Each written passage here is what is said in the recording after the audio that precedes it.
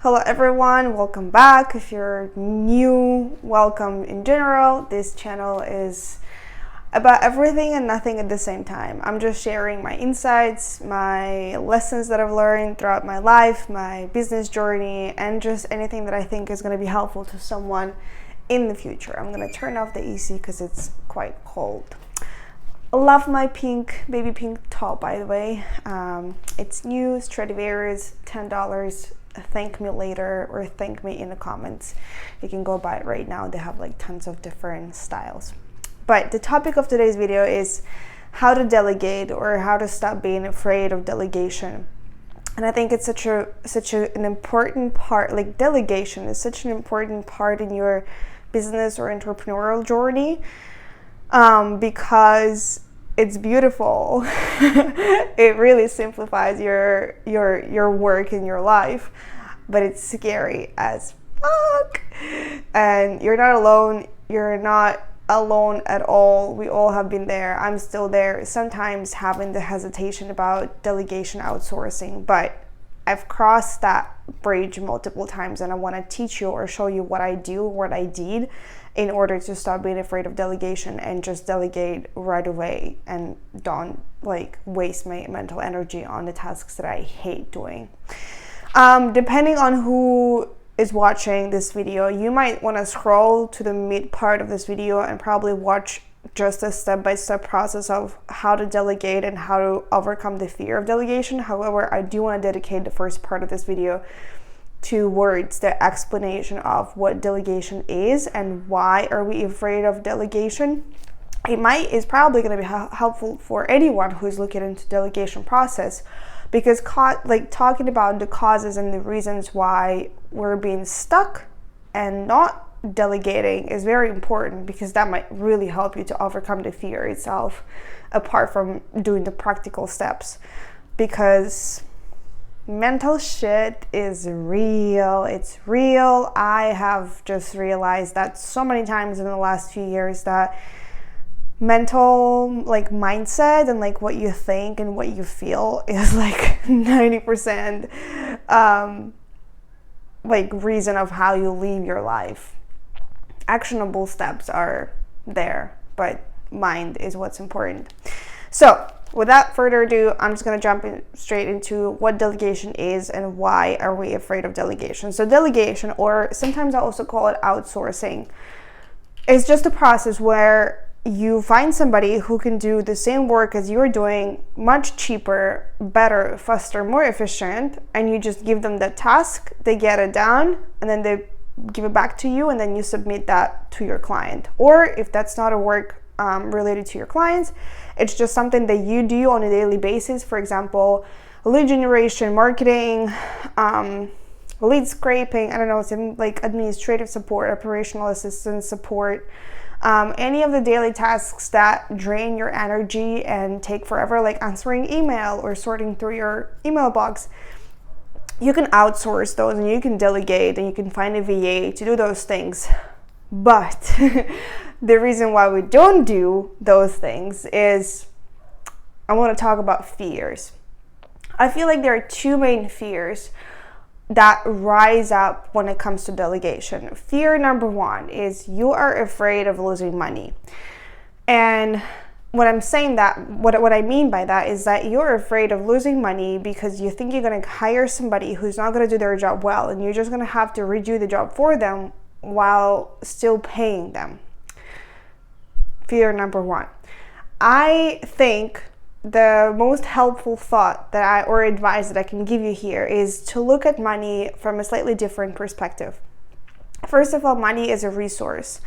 I know it takes time, and it took me a while to look at money from a different perspective. I also had a money scarcity mindset, if I may say. I was afraid of losing money. I still am. Not much happens once you cross certain stages in your business career. Numbers change, but those fears are still there sometimes. So don't worry, you're not alone. The way to detach yourself from that fear is to think about money as a resource, number one. Two, I want you to think about the fact that trying to work on an issue to free up your time is actually better than staying where you're at right now, when you're doing everything by yourself, because you're not growing. And if you're not growing, you'll never achieve certain milestones, certain revenue goals, certain salary goals, certain things in life. Like, if you're not pushing yourself to the uncomfortable situation or uncomfortable feelings, you're not gonna grow. I'm sorry, like, this might be a very harsh truth. There's some people who do everything by themselves, but they always reach a ceiling. Like, there's always a ceiling that you cannot break through unless you have somebody with you. And that's where team building comes into place. That's where you find your support and you keep them with you forever, blah, blah, blah, blah. So if you're afraid of losing money, first of all, find somebody who does the job very cheap, like Philippines, people from India, Pakistan. Find people there, and I'm going to talk about how to find those people, but outsource like small parts, and the money that you're going to invest into outsourcing, like let's say it's going to be $50, like start very small. Don't invest thousands of dollars right away. Start small, and then building that confidence in you knowing that even if you're going to lose that money, well, that's actually the best advice. Like, put the amount of money that you are willing to lose, like outsource for that much that you're okay losing. Like, if it's a $50 for you, put in like $50. If it's $100, put $100. I started from like $30, $50. I don't outsource that much, but I think I've mastered this skill. I've not mastered, but like I've overcame that fear enough to know that I'm not going to be stuck with that like indecisiveness between like outsourcing and not outsourcing. So that's fear number one, money. Fear number two, you don't trust that somebody's going to do the job better than you do. And here, I'm going to disappoint you, maybe, but there are people who do your job probably better than you, unless you're like an expert or you are a doctor with like 30 years of experience. If you're just starting out and you're an entrepreneur in your like first, second, third, fifth year, and it's something that relates to marketing and it's something that relates to administrative support, I'm sorry, bro, but there is probably somebody who does it more efficiently, or who can do it but would save you time. Maybe the person is going to do it on the same level. Maybe it's going to take time to train them, like sorting through your emails, creating the content for your social media, like specific branding, like specific voice, blah blah blah, all this stuff. Like, you can train people on that, and they might do it better. Trust me. I had to face that reality, but it was quite disappointing, but also liberating, because I was like, well, I guess I'm the visionary. I guess I'm the person who creates ideas, who moves things around, and I can delegate those things to, like, there are people who create ideas, or people who execute them. And so there are quite a lot of great executors. Not everyone is a great executor, and not everyone is a great visionary. It's best to have a balance of both within you. However, again, there are quite a lot of executors out there, because manual, like, actionable steps it's like a habit. Like, you can teach them, you can train people on doing those things. And so there's probably somebody who does that job better than you do. And two, when you don't trust somebody, I invite you to think about, what is it that you're afraid of the most when you're not trusting somebody? Let's say you're going to lose money, whatever. Are there any other fears? Sometimes people are afraid of failure. Sometimes people are afraid of mistakes. Sometimes people are afraid of what other people are going to think of them. I invite you to journal on those things. I invite you to sign up for a therapy session on those things. Those are just simply your mental blocks, probably coming from childhood. It's simple process of like working on them, talking them out with a professional, and then moving on. Trust me, therapy is the best thing that could help you, especially if you are a business owner or entrepreneur, or you want to start a freelance career where you're going to have to be by yourself a lot and think through this stuff by yourself. And the less inner conflicts you have, the faster you're going to move on with your business, or with your ideas, or with your life in general. So I highly recommend you think through that, because that fear of you not being able to trust others is not fear about somebody else not being able to do the work. It's something about you. I don't mean to like point out the fingers. I've been in therapy. I still do therapy on a regular basis because I know that when I'm stuck, there's a very high chance that I'm stuck because of my patterns of thinking and behavior and feeling that pause me from making a decision, which usually a decision that's outside of my comfort zone, which is just like me being afraid of uncertainty, me being afraid of failure, all this crap. I worked on this on a regular basis. It doesn't, and here's the truth. It's really, I know some people think, and I think I used to think that same way, is like, all these traumas go away. They don't really go away. They are with you. You just accept them and you learn who you are and how you behave and how you can use your traumas or your past experiences that probably were not that great or successful or satisfying as a base for you to know how you can act differently, how you can utilize that experience and knowledge and like shape your future decisions within a different direction. It's amazing. Like, it's amazing how much you learn from those mistakes or from those traumas. Highly recommend. Do a bit of therapy, journal on those things, and then move on to delegation. And so this part number 2 of this video is going to be about how to delegate step by step. And I just want to give a huge credit to my friends here in Playa del Carmen.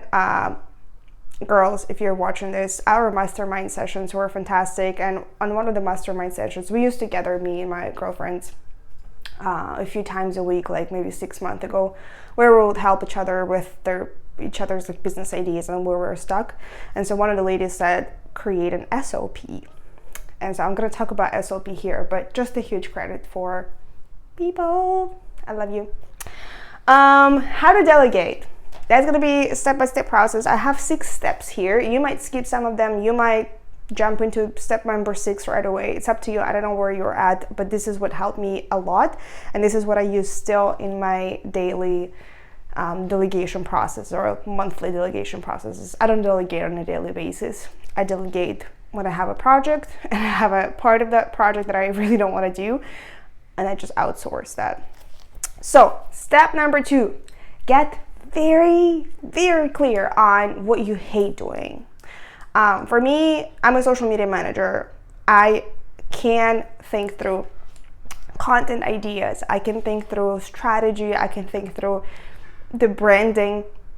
I don't like creating content, like as in graphics, for example, or like covers for reels or something that I know somebody else can do for me and can do it more efficiently and probably better than me. I used to be a graphic designer. I have an eye. I know how I want the stylistics to look like. I know how the branding should look like. I don't want to spend my personal time on creating on that. I'd rather teach somebody and guide somebody to do that. Weird, but it works. It works for me, and I believe that's where, as a business owner, I want to be a business owner. I don't want to be a service provider anymore that much. I want to be a business owner who directs people in my team, in my company, and within my clients. So step number 1, get very, very clear on what you want to delegate, what you hate doing, what takes a lot of your time, and what you know a VA, virtual assistant, can do, or like, yeah, VAs probably can do anything at this point. Step number 2, create an SOP.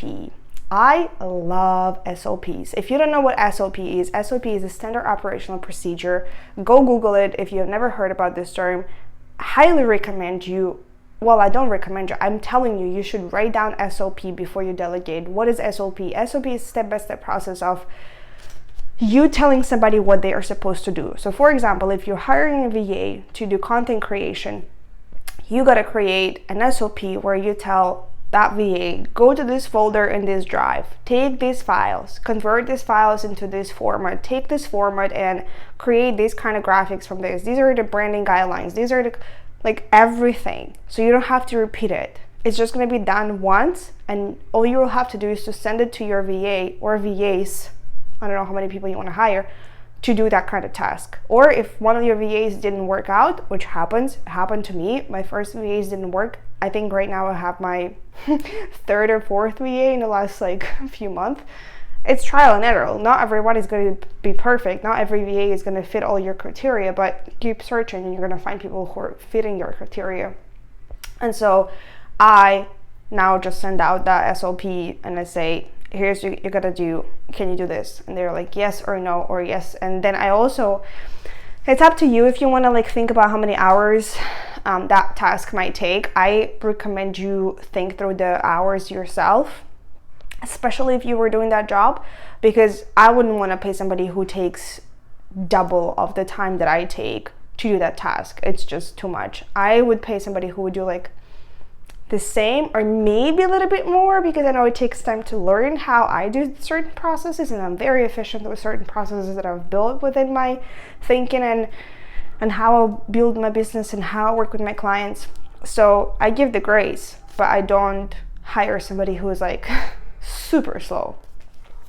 Step number 3, find potential VAs. So now we come into a hiring process, and I might record a separate video about hiring processes, like how to find VAs, but this is just very short. I invite you to look for 2 groups on Facebook. One is called the Women in Marketing. It's a huge group, and another one called is Women in Marketing Referrals. It has like a green banner. Both of them are fantastic. Both of them have amazing people, amazing ladies who have VAs who can refer you their VAs, or who can help you find VAs in Philippines or somewhere else where people speak very good English, yet they charge a lot less than Americans or Europeans would, and they're hard-working people. And so make a post there, outline criteria of what you're looking for and the amount of money you're willing to pay. Then a bunch of people are going to send you DMs, and you create a pipeline. You create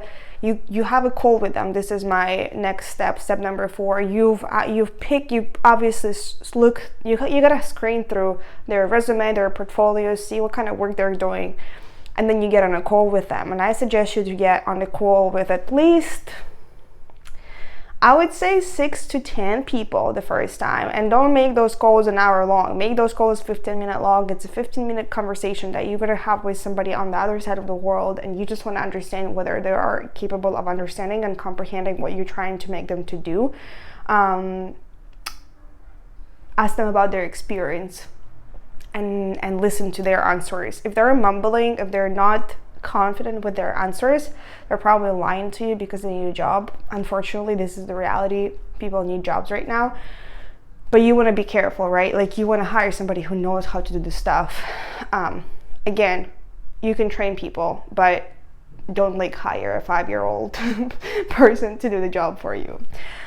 Step number 5 is outsource half of what you wanted to outsource, and that just gives you a little bit of like even more this like trial situation where you outsource half, or you outsource certain tasks to that person that you picked from those that you had interviews with.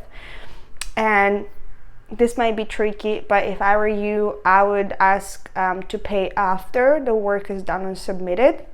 Majority of my VAs are okay with me paying after. There is one VA that wants me to pay upfront, but she is very legitimate and I trust her, so I've paid her upfront and she submitted the work on time.